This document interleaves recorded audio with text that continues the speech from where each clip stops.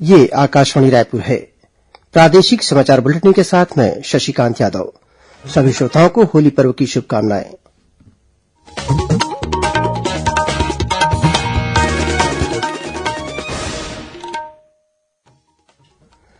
और अब पेश है आज के मुख्य समाचार। केंद्र सरकार ने सभी राज्यों को कोविड पर नियंत्रण के लिए जीनोम अनुक्रम की प्रक्रिया तेज करने और निगरानी बढ़ाने पर ध्यान देने का परामर्श दिया। खैरागढ़ उपचुनाव के लिए कल से शुरू हुई नामांकन की प्रक्रिया। 24 मार्च तक भरे जा सकेंगे नामांकन। 6 वर्ष तक के बच्चों में पोषण का स्तर जानने के लिए 21 मार्च से शुरू होगी स्वस्थ बालक बालिका स्पर्धा। और रंग और उमंग का त्यौहार होली आज प्रदेशभर में परंपरागत तरीके से हर्षोल्लास के साथ मनाया जा रहा है।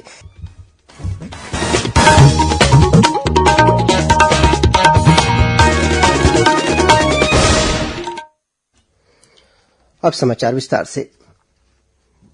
केंद्र सरकार ने सभी राज्यों और केंद्रशासित प्रदेशों को जीनोम अनुक्रम की प्रक्रिया तेज करने और निगरानी बढ़ाने तथा कोविड स्थिति पर पूरी चौकसी रखने का परामर्श दिया है। केंद्र सरकार ने आर्थिक और सामाजिक गतिविधियां फिर से शुरू करते समय पूरी तरह सतर्क रहने और ढिलाई नहीं बरतने को कहा है। इस संबंध में केंद्रीय स्वास्थ्य सचिव राजेश भूषण ने सभी राज्यों के मुख्य सचिवों और केंद्रशासित प्रदेशों के प्रशासकों को पत्र लिखा है।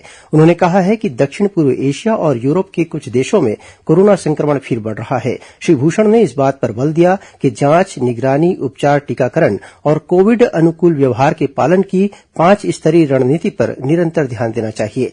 स्वास्थ्य सचिव ने कहा कि राज्यों को यह सुनिश्चित करना चाहिए कि सभी पात्र लोगों को कोविड से बचाव के टीके लगवाने के लिए प्रेरित किया जाए। खैरागढ़ उपचुनाव के लिए कल से नामांकन की प्रक्रिया शुरू हो गई। नामांकन पत्र 24 मार्च तक भरे जा सकेंगे। वहीं 25 मार्च को नामांकन पत्रों की जांच की जाएगी। 28 मार्च तक अभ्यर्थी अपना नाम वापस ले सकेंगे। इस उपचुनाव के लिए 12 अप्रैल को मतदान होगा। वहीं मतगणना 16 अप्रैल को होगी। उल्लेखनीय है कि खैरागढ़ विधानसभा सीट जनता कांग्रेस छत्तीसगढ़ के विधायक देवव्रत सिंह के निधन के बाद रिक्त है। उपचुनाव की तैयारियों को लेकर जिला निर्वाचन अधिकारी तारण प्रकाश सिन्हा ने कल खैरागढ़ में बीएलओ की बैठक ली। बैठक में उन्होंने कहा कि मतदान केंद्रों में मतदाताओं के लिए सभी व्यवस्था होनी चाहिए। तभी बीएलओ मतदान केंद्रों का निरीक्षण कर आवश्यक सुविधा की उपलब्धता सुनिश्चित करें। उन्होंने कहा कि मतदाताओं की सुविधा के लिए हेल्प डेस्क बनाई जाए, जिससे मतदाताओं को जानकारी लेने में सुविधा हो। रंग और उमंग का त्यौहार होली आज प्रदेश के विभिन्न हिस्सों में परंपरागत रूप से हर्षोल्लास के साथ मनाया जा रहा है। पूरा प्रदेश उत्साह और उल्लास के रंगों में सराबोर है। दिन भर लोग रंगों की मस्ती में डूबे रहे। जगह जगह नगाड़ों की थाप और फाग गीत सुनाई दे रही है। शहर हो या ग्रामीण इलाके, सभी जगह सुबह से होलियारों की टोलियां घूम घूमकर एक दूसरे को रंग और गुलाल से सराबोर कर रही हैं। बीते 2 वर्षों की तुलना में इस बार कोरोना संक्रमण काफी कम होने के कारण होली पर्व को लेकर लोगों में कुछ अधिक उत्साह देखा जा रहा है। आज सुबह से ही बच्चे और युवा सभी चौक चौराहों पर पिचकारी लेकर आने जाने वालों पर सुबह से ही रंगों की बौछार करते रहे। वहीं कुछ सामाजिक संस्थाओं ने पर्यावरण के प्रति जागरूकता दिखाते हुए सूखी होली खेलने की पहल भी की। इन संस्थाओं के कार्यकर्ता और पदाधिकारी गुलाल लगाकर लोगों से मिलते रहे और एक दूसरे को होली की बधाई देते नजर आए। शाम होते ही रंग गुलाल का आनंद ले चुके लोगों ने एक दूसरे के घर जाकर मिठाइयां भी बांटी। वहीं कुछ स्थानों पर आज फाग गायन का आयोजन भी किया गया। छत्तीसगढ़ में बस्तर से लेकर सरगुजा तक होली के कई तरह के रंग नजर आए। बस्तर में हर बार की तरह इस बार भी होली पर आदिम संस्कृति और परंपराओं की झलक देखने को मिली। बस्तर में होली की शुरुआत दंतेवाड़ा के फागुन मेले से होती है। इस परंपरा के अनुसार शुद्ध मिट्टी और पलाश के फूलों से बने रंग को देवी दंतेश्वरी और मेले में प्रतीकात्मक रूप से आए सैकड़ों देवी देवताओं को चढ़ाए जाते हैं। इस दौरान सांकेतिक होलिका दहन भी होता है। फागुन मेले के ठीक अगले दिन बस्तर की पहली होली माड़पाई में चलाई जाती है। मान्यता है कि बस्तर में राज परिवार के साथ पहली होली यहीं चलाई जाती है। यह परंपरा भी आज भी कायम है। माड़पाल में होलिका दहन करने के बाद जगदलपुर में मावली मंदिर, भैरमदेव मंदिर और जगन्नाथ मंदिर में एक साथ होलिका दहन किया जाता है। रंग, अबीर और गुलाल के साथ पारंपरिक लोक नृत्य, नाटक, ढोल मांदर और नगाड़ों की गूंज के बीच लोगों का सामूहिक हर्षोल्लास इस पर्व को खास बना देता है। गौरतलब है कि बस्तर में होली का त्यौहार धार्मिक परंपराओं का हिस्सा है और यहाँ के ज्यादातर पर्व प्रकृति के अलावा देवी देवताओं को समर्पित होते हैं। वहीं सरगुजा संभाग में भी होली यूं तो पारंपरिक ढंग से मनाई जाती है, लेकिन जशपुर और कोरिया के आदिवासी बहुल इलाकों में स्थानीय समुदाय के लोग होली के दिन कुछ अपने पारंपरिक आयोजन भी करते हैं। खासतौर पर कोरिया में आज के दिन होने वाली खरगोश दौड़ होली के माहौल में खुशियों का एक नया रंग जोड़ देती है। इस बीच राजधानी रायपुर समेत प्रदेश भर में होली के मौके पर सुरक्षा को लेकर पुलिस ने चाक चौबंद व्यवस्था की है। रायपुर में जगह जगह पर पुलिसकर्मी तैनात हैं। शहर में चेकिंग प्वाइंट लगाकर वाहनों की जांच की जा रही है। वहीं नशे में वाहन चलाने वालों पर भी पुलिस कार्रवाई करती रही। इसके अलावा हुड़दंग करने वालों पर भी पुलिस की पैनी नजर रही। नगर के सभी थाना क्षेत्रों में शांति बनाए रखने के लिए पुलिस के अलावा नगर सेना के जवानों को भी तैनात किया गया है। प्रदेश के माओवाद प्रभावित जिलों और संवेदनशील क्षेत्रों में सुरक्षा के खास इंतजाम किए गए हैं। होली के अवसर पर राष्ट्रपति रामनाथ कोविंद, उपराष्ट्रपति एम वेंकैया नायडू और प्रधानमंत्री नरेन्द्र मोदी ने देशवासियों को बधाई दी है। राष्ट्रपति ने कहा कि रंगों का यह त्यौहार लोगों के जीवन में आनंद और उल्लास लेकर आए। उपराष्ट्रपति ने कहा कि होली शांति, समृद्धि और खुशहाली तथा प्रेम और भाईचारे को प्रगाढ़ करने का त्यौहार है। वहीं प्रधानमंत्री ने कामना की कि होली के रंग प्रत्येक व्यक्ति के जीवन में उमंग और उल्लास लाएंगे। छत्तीसगढ़ की राज्यपाल अनुसुईया उइके और मुख्यमंत्री भूपेश बघेल ने आम जनता को रंगों के त्यौहार होली की हार्दिक बधाई और शुभकामनाएं दी हैं। खबरों का सिलसिला जारी रहेगा। वक्त है एक छोटे से विराम का।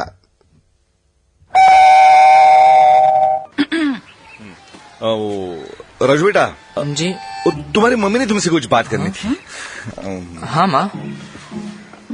कुछ नहीं बेटा, कल तू इंजीनियरिंग कॉलेज जा रहा है ना, इससे दूर पहली बार। अरे मेरी दाम, आप बात करो ना, मैं आती हूँ। क्या बात करनी है पापा? तो बेटा वो फॉर हिप्पोपोटामस काफी परेशान है ना? हा? बच्चों से H4 HIV के बारे में खुल के बात करना किसी इम्तिहान से कम नहीं, पर उन्हें असुरक्षित यौन संबंध और संक्रमित सुई से बचे रहने की सलाह तो देनी पड़ेगी। तो दीजिए और कीजिए उनकी परवरिश का असली इम्तिहान पास। सरकारी अस्पताल में HIV की जांच और इलाज गुप्त और मुफ्त। HIV से बचाव, लाइफ का असली इम्तिहान। छत्तीसगढ़ राज्य एड्स नियंत्रण समिति द्वारा जनहित में जारी। प्रादेशिक समाचार आप आकाशवाणी रायपुर से सुन रहे हैं। और अब बढ़ते हैं बाकी के समाचारों की ओर। 6 वर्ष तक के बच्चों में पोषण का स्तर जानने के लिए छत्तीसगढ़ सहित देश भर में 21 से 27 मार्च तक स्वस्थ बालक बालिका स्पर्धा का आयोजन किया जाएगा। इस अभियान के दौरान स्वास्थ्य और पोषण संबंधी विषयों पर सामुदायिक सहभागिता बढ़ाने के प्रयास भी किए जाएंगे। अभियान के दौरान आंगनबाड़ी केन्द्रों और स्कूलों तथा प्राथमिक स्वास्थ्य केन्द्रों में जाकर बच्चों में हो रहे विकास का परीक्षण भी किया जाएगा। इस अभियान का उद्देश्य 6 वर्ष तक के बच्चों के पोषण के स्तर में सुधार लाना तथा बच्चों के सुपोषण के प्रति माता पिता को संवेदनशील बनाना है। इसके अंतर्गत एकीकृत बाल विकास योजना का विस्तार भी किया जाएगा। साथ ही 6 वर्ष तक के बच्चों की ऊंचाई, वजन और सुपोषण संबंधी जानकारी को भी पंजीबद्ध किया जाएगा। इस कार्य में आंगनबाड़ी केन्द्रों के साथ ही लायंस क्लब और रोटरी क्लब सहित अन्य सामाजिक संस्थाओं का भी सहयोग लिया जाएगा। प्रदेश की महिला और बाल विकास मंत्री अनिला भेड़िया ने कहा है कि 21 से 27 मार्च तक आयोजित होने वाली स्वस्थ बालक बालिका स्पर्धा बच्चों में पाए जाने वाले कुपोषण को समाप्त करने की दिशा में एक महत्वपूर्ण प्रयास है। उन्होंने प्रदेश के जनप्रतिनिधियों को पत्र लिखकर उनसे अनुरोध किया है कि प्रदेश के बच्चों को कुपोषण मुक्त बनाने के प्रयास में अपनी अपेक्षित भूमिका जरूर निभाएं। स्कूल शिक्षा विभाग द्वारा प्रदेश के विकासखंडों में ग्रीष्मकालीन अवकाश की अवधि में कटौती के आधार पर गुणवत्ता सुधार के लिए विशेष कार्यक्रम चलाया जाएगा। इसके क्रियान्वयन के लिए समग्र शिक्षा के प्रबंध संचालक नरेन्द्र दुग्गा ने जिला शिक्षा अधिकारियों को निर्देश दिए हैं। उन्होंने कहा है कि स्कूलों में ग्रीष्मकालीन अवकाश में कटौती कर बच्चों की पढ़ाई में हो रही क्षति में कमी लाने के लिए प्रत्येक विकासखंड को कार्यक्रम इकाई मानते हुए विकासखंड शिक्षा अधिकारी को नेतृत्व प्रदान किया जाए। जिला शिक्षा अधिकारियों से कहा गया है कि इस कार्यक्रम के सफल क्रियान्वयन के लिए 5 मुद्दों पर विशेष ध्यान दें। इनमें हितग्राहियों का निरंतर क्षमता विकास, शालाओं में सीखने सिखाने की सामग्री, प्रभावी नवाचारी तकनीक, निरंतर अकादमिक समर्थन सह मेंटरिंग, समस्या समाधान और प्रोत्साहन तकनीक और कार्यक्रम के निरंतर मॉनिटरिंग तथा आकलन प्रक्रिया शामिल है। जिला शिक्षा अधिकारियों से कहा गया इस कार्यक्रम को जिला और विकासखंड स्तर पर विशेष कार्यदल का गठन कर तत्काल लागू करें। कार्यक्रम की प्रभाविता का आकलन आगामी सत्र की शुरुआत में बाह्य एजेंसी के माध्यम से किया जाएगा।